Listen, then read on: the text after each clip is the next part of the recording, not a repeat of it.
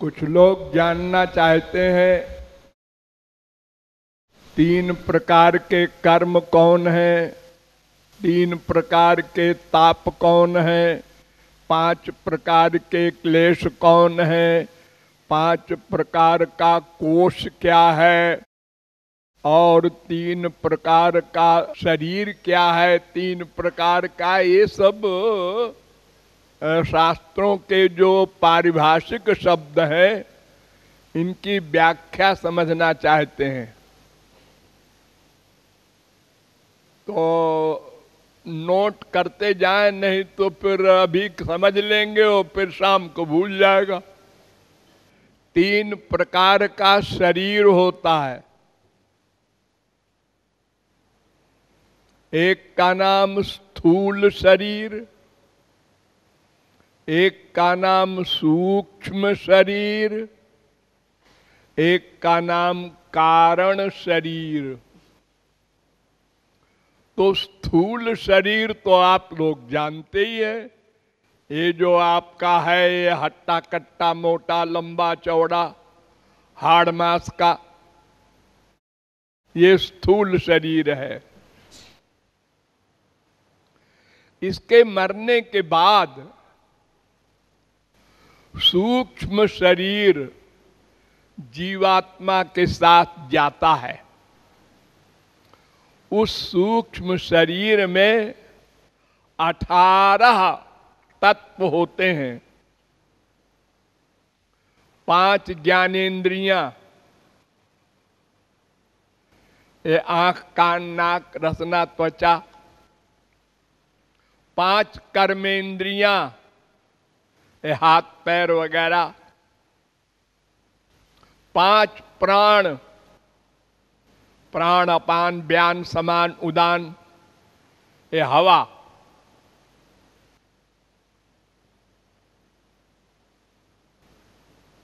कहते हैं ना दम तोड़ दिया, माने हवा जो ले रहा था वो बंद हो गई।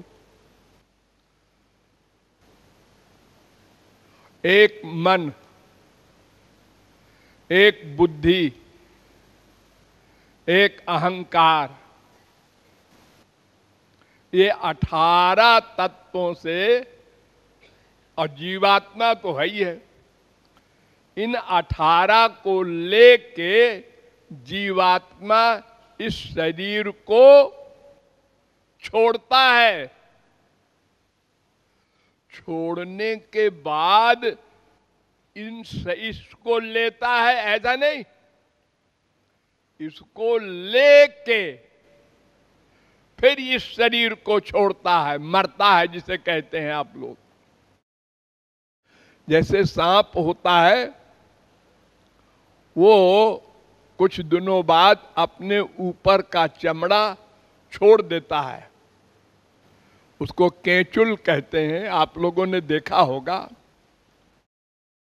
तो केंचुल तब छोड़ता है जब नीचे चमड़ा दूसरा आ जाता है,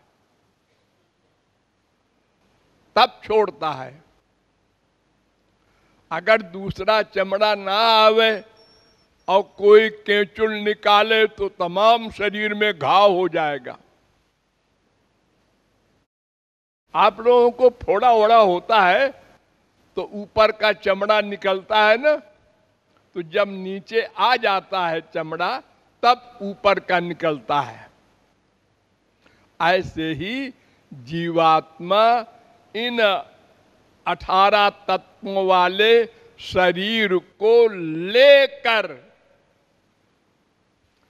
फिर इस शरीर को छोड़ता है। स यदा अस्मात् शरीरादुत्क्रामति सहैवैतैः सर्वैरुत्क्रामति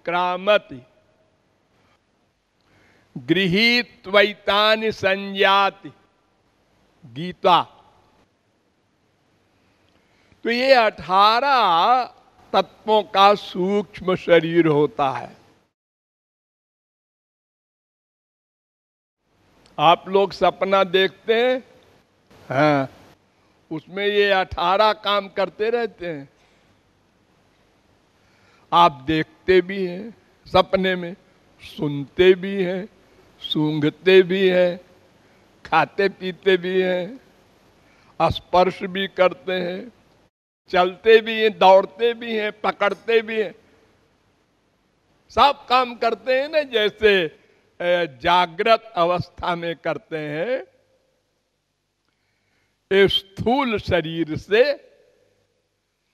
ऐसे ही सपने में करते हैं। सपने में आप ये नहीं समझते मैं सपना देख रहा हूं। सपने में आप रियलाइज करते हैं ये फैक्ट देख रहा हूं। जब जागते हैं और ये सपना था, तो अब समझ गए सूक्ष्म शरीर। और कारण शरीर जो होता है वो वासना का होता है। इच्छाएं हमारी जो है वो कारण शरीर कहलाती हैं। तो सूक्ष्म शरीर के साथ और कारण भी रहता है उसके साथ जीवात्मा निकलती है, माने मरता है आदमी। और जब महाप्रलय होता है तो सूक्ष्म शरीर भी नहीं होता, खाली कारण शरीर होता है, वासनात्मक शरीर भगवान के महोदर में पेंडिंग में पड़ा रहता है। मन कुछ नहीं होता।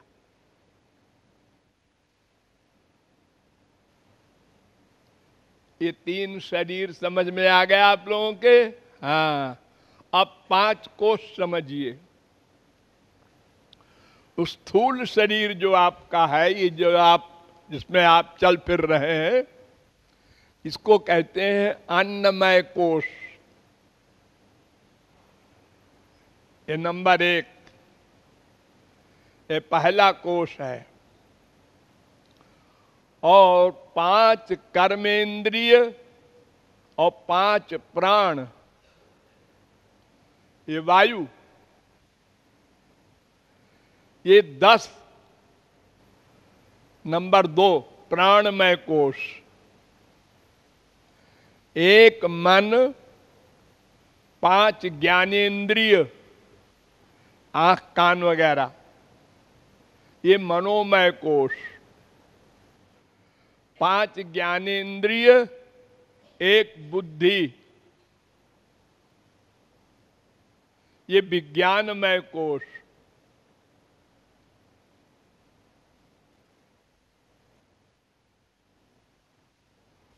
और कारण शरीर वासना वाला, ये आनंदमय कोष अंतिम। ये 5 कोष नष्ट होते हैं तब मुक्ति होती है। वो 3 शरीर नष्ट हो, 5 कोष नष्ट हो। अब 5 क्लेश समझिए। अविद्या, नंबर 2 अस्मिता माने अहंकार, राग माने अटैचमेंट, द्वेष माने दुश्मनी, अभिनिवेश माने मृत्यु का भय। ये 5 कष्ट पंचक्लेश कहलाते हैं। इन 5 से छुट्टी मिले तब जीव मुक्त हो। अब सुनिए 3 ताप। नंबर 1 आध्यात्मिक, नंबर 2 आधिदैविक, नंबर 3 आधिभौतिक। आध्यात्मिक ताप 2 प्रकार का, एक शारीरिक, एक मानसिक। तो शारीरिक ताप क्या? शरीर के रोग, ये तमाम जो होते हैं, डायरिया, फीवर, कैंसर, और मानसिक रोग क्या? काम, क्रोध, लोभ, मोह, ईर्ष्या, द्वेष, ये मन के रोग, ये आध्यात्मिक ताप है। और आदि भौतिक ताप जो सर्दी गर्मी आदि से मिलता है, लू लग गई मर गया, बहुत ठंड लग गई मर गया। आदि दैविक ताप जो दूसरे के द्वारा मिलता है, बिना कारण दुष्ट लोग कष्ट देते हैं। ये 3 प्रकार के ताप होते हैं और 3 प्रकार के कर्म होते हैं। नंबर 1 संचित, नंबर 2 प्रारब्ध, नंबर 3 क्रियमाण। तो संचित कर्म जो होता है वो अनलिमिटेड, अनंत है। अनंत जन्मों के हमारे पिछले कर्म का स्टॉक, वो अनंत पाप अनंत पुण्य है उसमें, क्योंकि जन्म ही अनंत हो चुके।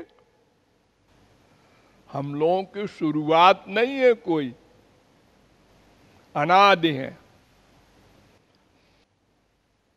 उस संचित कर्म से थोड़ा सा भाग भगवान इस जन्म के लिए निर्धारित कर देते हैं और स्वयं भोगवाते हैं अंदर बैठकर। वरना कोई क्यों भोगे? अपने बस में हो तो वो फाइल जला दे हम लोग। वो अंदर बैठ के भोगवाते हैं, अच्छे कर्म का भी फल, बुरे कर्म का भी फल। अगर आप कहें बड़ी बुरी बात है, बुरे कर्म का फल देते हैं, तो अगर बुरे कर्म का न दें तो मतलब अच्छे का भी न दें, फिर क्या करोगे? फिर भगवत प्राप्ति कैसे करोगे? इसलिए वो दोनों का फल देते हैं। बुरे कर्म का फल देकर होश में लाते हैं, होश में। नशे में न रहो। ओ जिस माँ से प्यार करते हो वो भी स्वार्थी है, जिस बाप से प्यार करते हो, जिस बेटे से प्यार करते हो, ये सब मतलबी है। और जब तुम छुट्टी करोगे संसार से, ये सब नमस्ते करेंगे यहीं बैठे बैठे। अगर कोई साथ में जाने को जहर भी खा ले तो जा नहीं सकता, जाएगा अपने अपने कर्म के अनुसार, अलग अलग। हाँ, बहुत से ऐसे प्रेमी होते हैं जिद्दी कि अगर हमारा बेटा मरेगा तो हम भी मर जाएंगे साथ में, हमारा पति मरेगा तो हम भी साथ में जहर खा के मर जाएंगे। मर जाओ, हो सकता है, लेकिन मर जाने के बाद भूत प्रेत बनोगे, वो साथ नहीं जाओगे। सब जीव अपने अपने कर्म के अनुसार अलग अलग जाएंगे। सब न मां न बाप न बेटा न बेटी, कोई नहीं। तो प्रारब्ध थोड़ा सा भाग होता है जिसको भगवान भगवाते हैं, वो भोगना पड़ता है। सिद्ध महापुरुष को भी और मायाबद्ध को भी, सबको। सिद्ध महापुरुष को फीलिंग नहीं होती और माइक को दुख मिलता है, इतने अंतर है।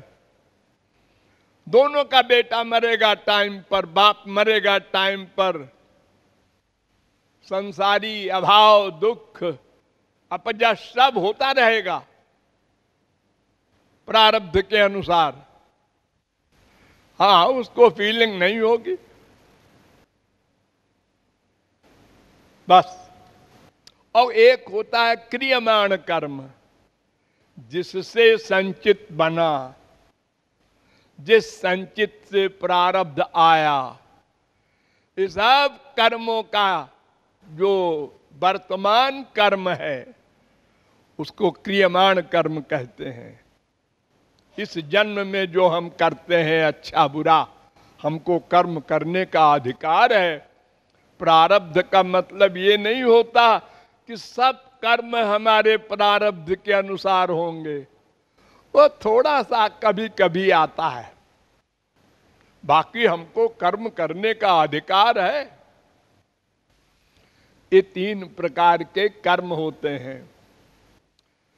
तो 3 प्रकार के कर्म, 3 प्रकार के शरीर, 5 प्रकार के क्लेश, 3 प्रकार के ताप, 5 प्रकार का कोष, ये सब आप लोगों को बता दिया गया।